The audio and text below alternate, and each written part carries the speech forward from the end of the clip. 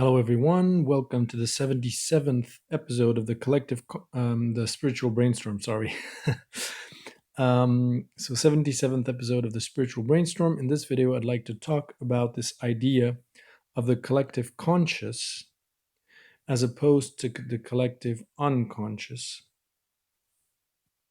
And of course, I'll clarify why I'm saying that in the video.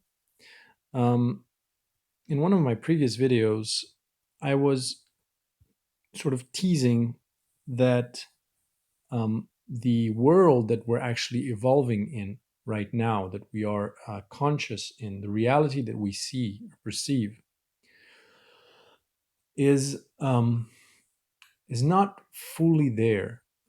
It's not outside of us. It's more as if each one of our brains was a neuron in a network, and then that network generates a collective reality that is a consensus of the various interactions between those neurons and creates a common interface on the outside, and which is re-experienced then as a feedback via the five senses to sort of actualize the illusion.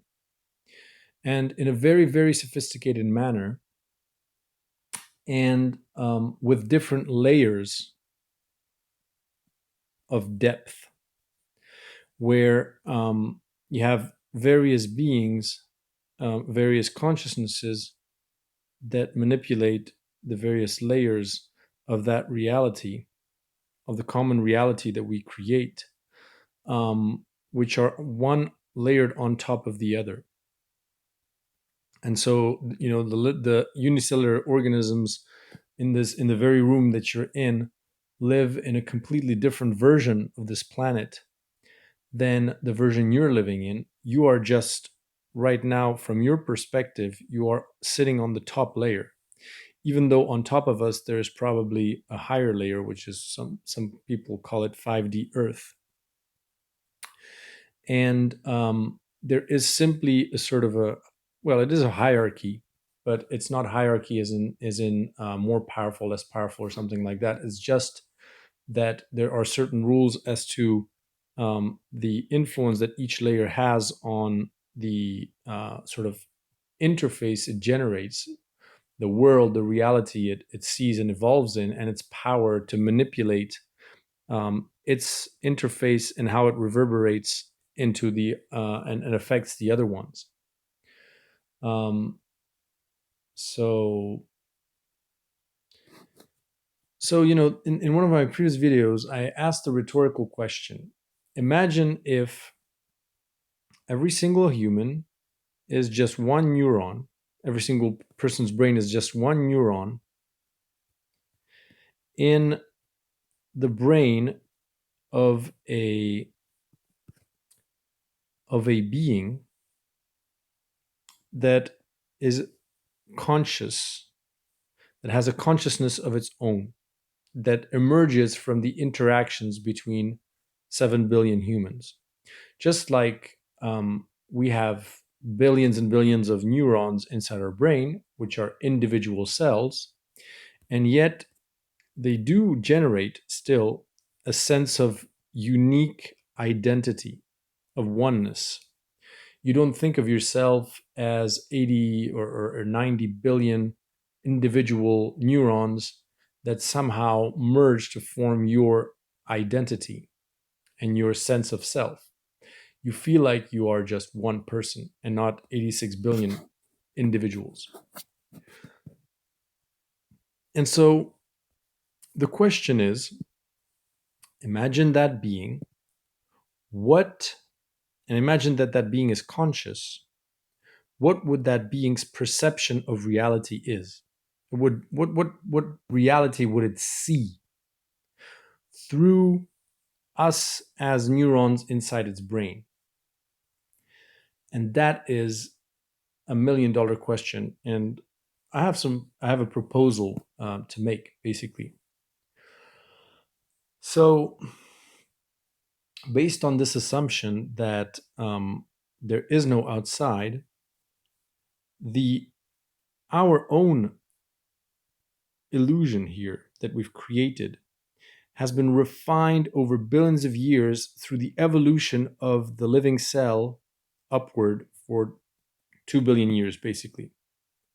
And the five senses and everything um, else is just always refining um, the the sort of this feedback mechanism for being it more and more convenient. So in the beginning, these living cells were also in a network and are still are basically because they haven't ceased to exist. Some of them just decided to update the interface, and others stayed at their level, maintaining the biology like unicellular biology interface, a bit like computer languages where you have you know deeper operating system based, well, you have an operating system language and you have different programs inside the operating system, and you have the BIOS, which is really the fundamental layer on which the operating system relies upon, and interactions between those different layers. And so these interactions between the living cells creates a sort of an alternative version of Earth, which is not based on just chemistry alone. And if you examine our interface, this one, it's quite interesting because we live in a physical, chemical, and biological world, which is all of the layers that we are a part of. And then what is perceived as being inside our mind is the world of ideas, imagination, thought.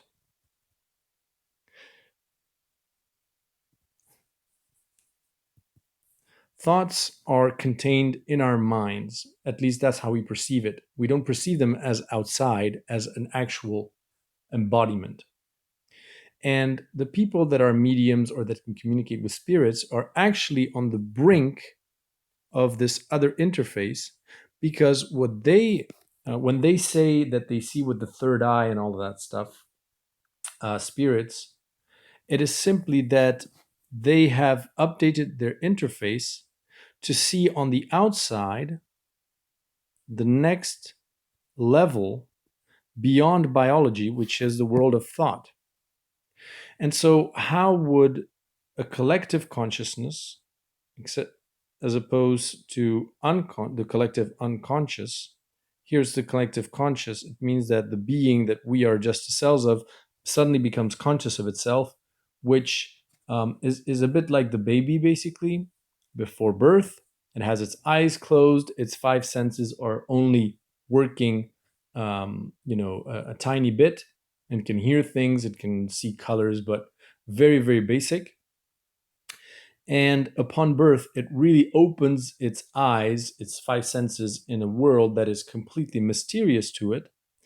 And then, through interactions with this new kind of world, then the neurons in the brain sort of rearrange to make sense of what it sees. And so, what is this transition to 5D? 5D to me is the world of thought that becomes something experienced from as outside of yourself instead of inside yourself. So, how would that look like? Well, the being that we are just one cells, that we're just a part of as one cell, um, would evolve in a world made of our thoughts and ideas. And so you could imagine that if each human here represents a neuron in the network, then some humans have similar ideas. For instance, you could have thought patterns, like here you have people that are Christian, here you have people that are spiritual, and it's sort of, let me just say, maybe it can overlap, of course, because everything is kind of interlinked. It's not like they're separate. Here are people that are materialist. Oh, oops. Why isn't this working? So this is people that are spiritual.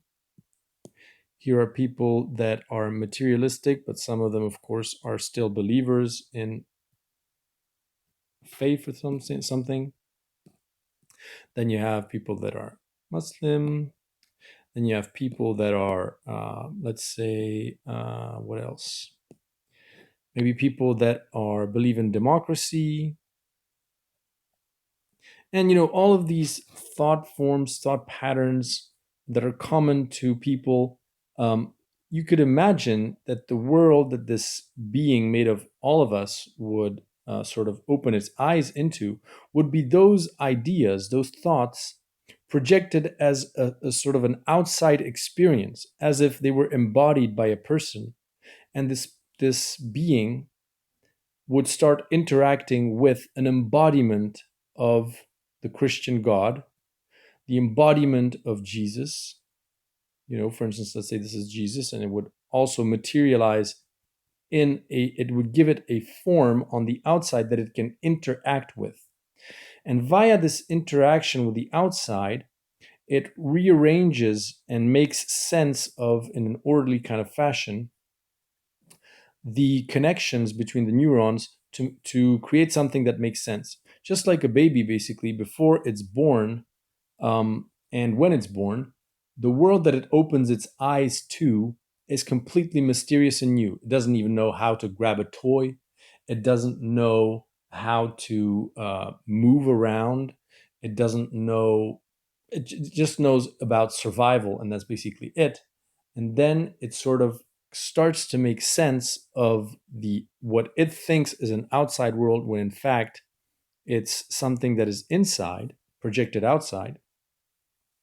And gradually the neurons in his brain, the cells, sort of rearrange so that it makes sense of that new kind of world, and it can master all of the things that um, it it is on the inside projected on the outside in an orderly fashion. And so once our collective conscious, and that might be in 100 years or so, because I don't think we're anywhere near close to that point. But once our collective conscious sort of opens its proverbial or metaphorical eyes and starts perceiving or interacting with a world of our thoughts projected on the outside, then our own evolution from our subjective perspective will go exponential, because it's as if you now had a being which would constantly update our own ideas, who we are, and send us input and signals for self actualizing our models to evolve at an exponential pace, exponentially fast pace. It's like an accelerated evolution. So, for instance, the metaphor here is the baby, through its interactions and learning, about its interface and moving around, using its legs and arms and everything, and making sense of the world that it's born into, basically is an accelerated evolutionary path for the cells that it is composed of. And they see that as a sort of a golden age where one moment they thought they were unicellular organisms, quite inert, doing nothing much inside the womb, just expanding and multiplying. And then the next minute they can start moving around, a few meters, or when the baby starts crawling, then across the room, which for the scale of a unicellular organism is like for us going to visit Jupiter and back in the same day. Um, and so that's what happens when we sort of lock into this collective global organism, and our collective unconscious becomes a collective conscious. Um, and of course, that being will then not be the only one, but we will still be kind of like the template, or the the fundamental building blocks of those collective conscious beings, just like every human has a brain that is wired in a certain way.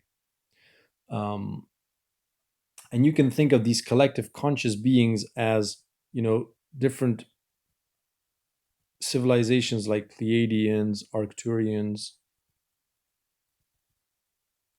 or whatever, and all those civilizations that you hear about from channelers are, in my mind, civilizations which have become a collective conscious, and so they are likely to share their experience of how they subjectively kind of experience this locking into becoming aware of being part of one global organism, and the interface that they experienced, and what subjectively they perceived as revolutionary technologies and all that.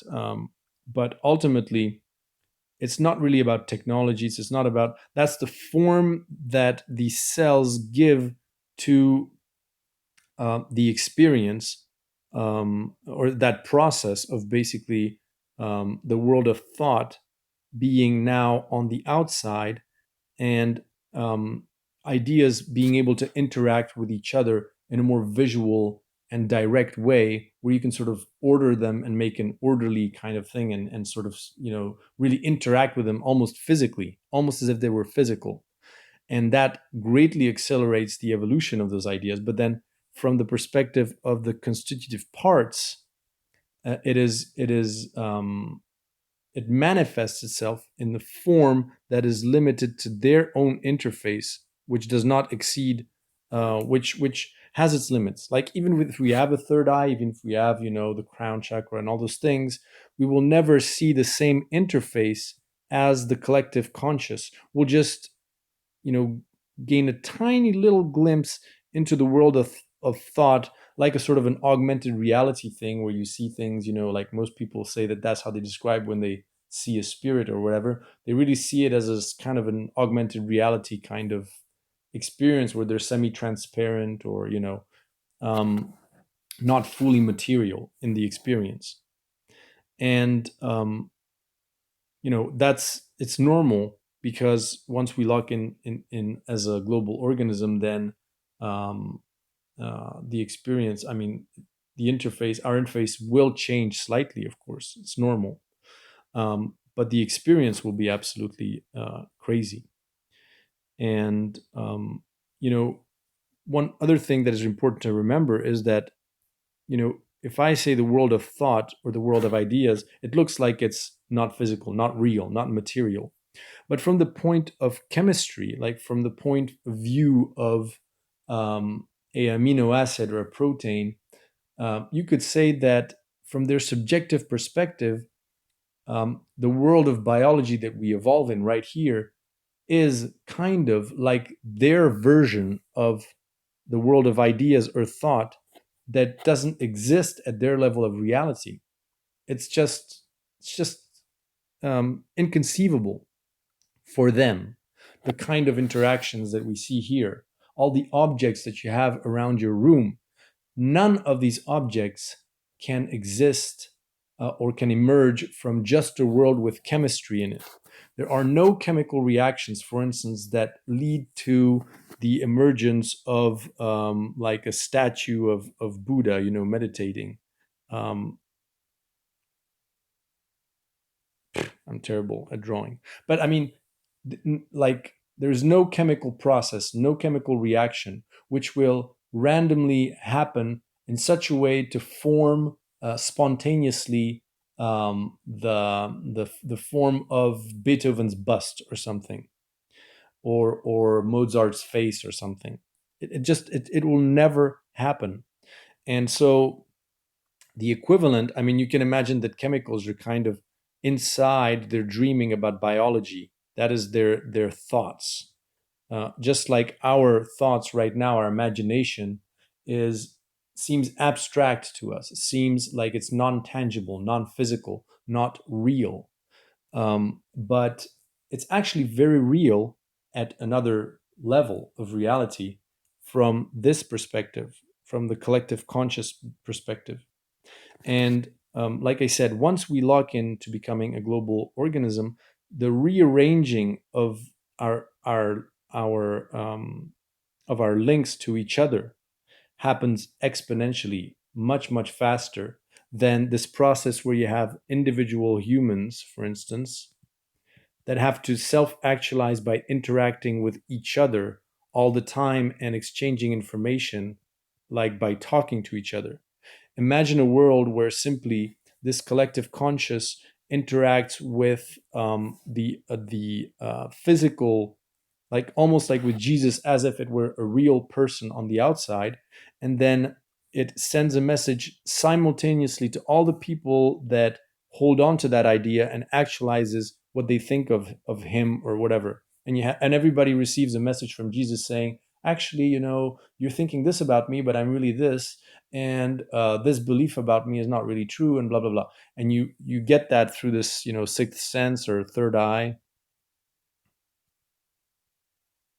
which is just our version of explaining how we get access to that information, just like our neurons probably have their own explanation of how they receive information and input from your five senses, from your eyes interacting with the outside and saying, okay, your belief about biology, for instance, about understanding how biology interacts with itself, for instance, that is just about survival. Actually, I've just interacted with another human, and there's this thing called cooperation. There's this thing called love. There's this thing called empathy. There's this thing called, and it manages to. I mean, imagine, like, from the point of view of a unicellular organism, to um, like it's an accelerated path for evolution, because it gets to arrange in a certain manner with other cells in a way that that reflects these concepts, where they integrate those concepts, even though they would have no idea of how to actually materialize or come up with these concepts as individual cells. But once they work together, they can form patterns, and shift very quickly and evolve very quickly in creating links and interactions with each other in a much faster way than if they had to actually come up with these ideas through the illusion of separateness, as two separate cells exchanging information via other means. So it's still a bit fuzzy, of course, but that's kind of my answer. Like, what world, what reality would a being that is made up of us as its cells, in what reality would wake up, so to speak? What would it see? And so that's, you always see all that you're made of on the outside, and then something that is what's on the inside is something that is that's why I'm saying that beyond imagination is what that being will have in its own kind of mind, like the result of the interactions between all of us in a neural network is going to ultimately lead to something that is beyond imagination, because no neuron can actually replicate what our brain thinks. It's just impossible. It's impossible that one neuron could contain the complexity of a single concept, like democracy held, the concept of democracy held in a single neuron of our brain. That's not possible. But the network of many neurons can hold a concept that is impossible to grasp for any single neuron. And that's why I'm saying that inside that being's mind, so to speak, what is beyond our imagination will be in its mind, and beyond any model that I can explain about the universe, beyond any concept that I can come up with.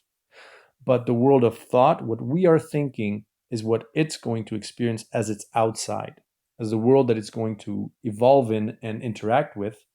And its power over manipulating things and changing things is going to be immense, and its power over our reality is going to be immense. Because just think of how much power you have over biology as a human being.